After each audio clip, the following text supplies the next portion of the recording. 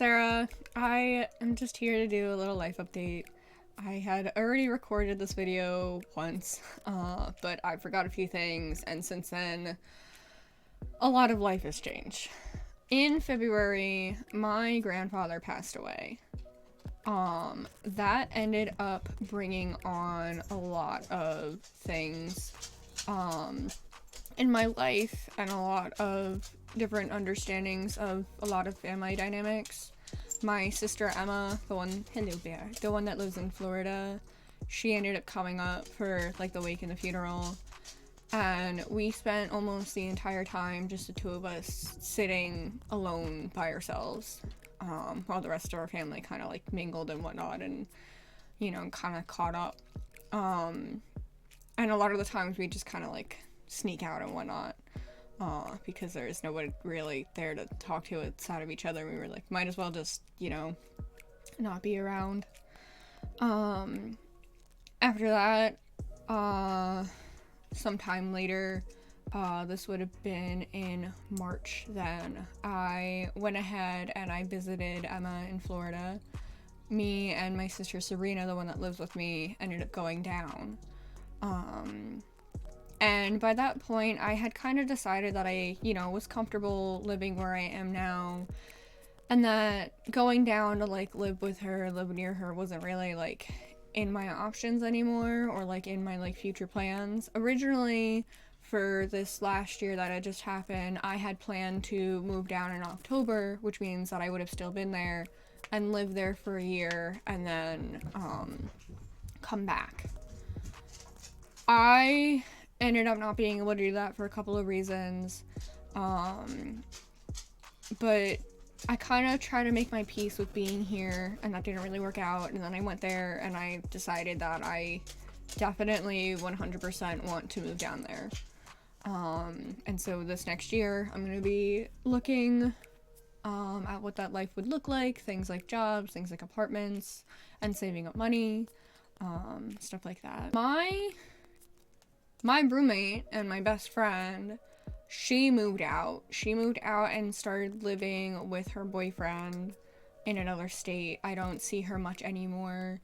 I used to see her quite often, because we lived together and we'd go out and we'd hang out, and now she doesn't live near me. And now we don't live together, and so that's sad, and I miss her a lot. Every time I come home from work or anywhere, I look in the driveway and I try to see if her car's there, and it's not. It's been a pretty big adjustment, getting used to her not being around. Another thing that I have done is I planted my garden finally.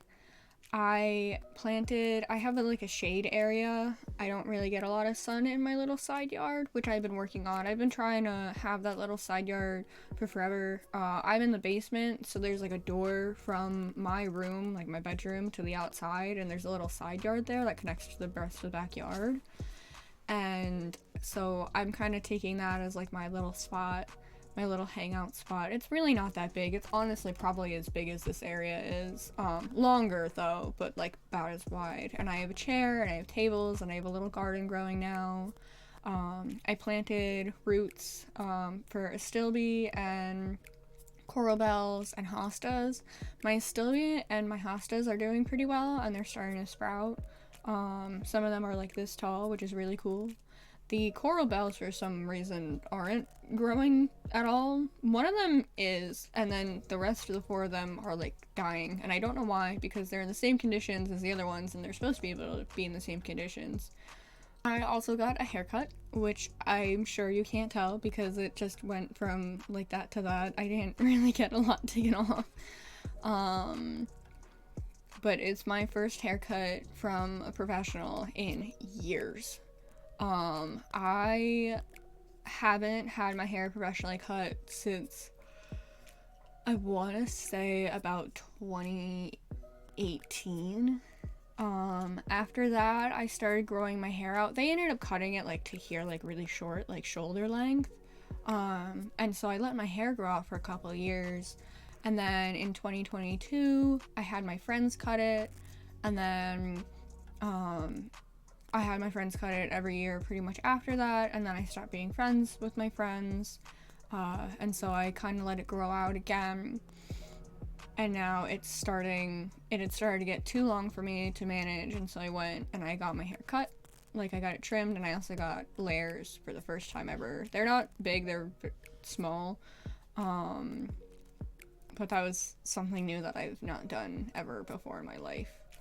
I also spent my last night with my boyfriend in his dorm room.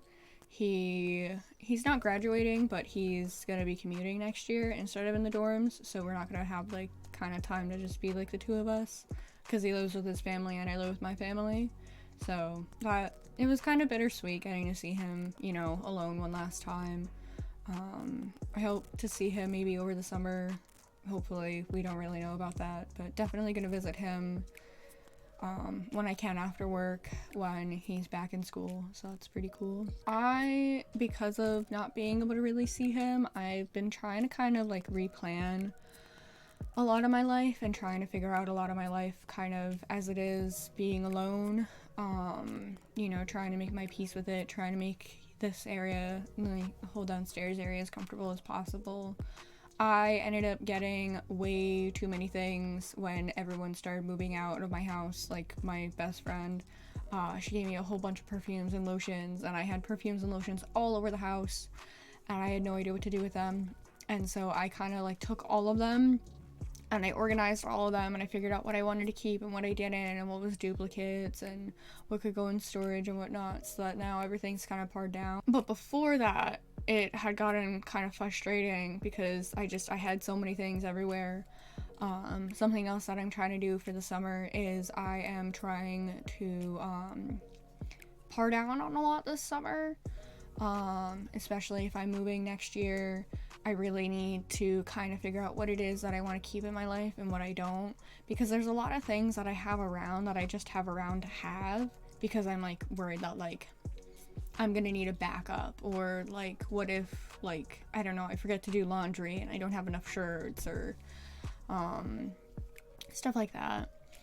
And so I need to, the things like that I've literally never worn, I've had for years, they were like hand-me-downs from my sisters and I've never worn them. I need to like go through things like that and get rid of them and figure out what I really want and what I don't.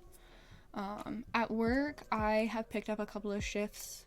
I work more than I used to, which is good because it keeps me out of the house and it keeps me moving and it keeps me doing things instead of just sitting at home really depressed. Now I'm at work really depressed, but I have coworkers that are amazing, that I get to talk to every now and then, depending on the day. Some days I have good coworkers, some days I have coworkers that just don't talk to me. Those days are the days that I usually get a little in my head, you know, and I just start thinking a little too much because I walk and deal with dogs all day. So it's not like you're talking to anybody, it's just you and the dogs.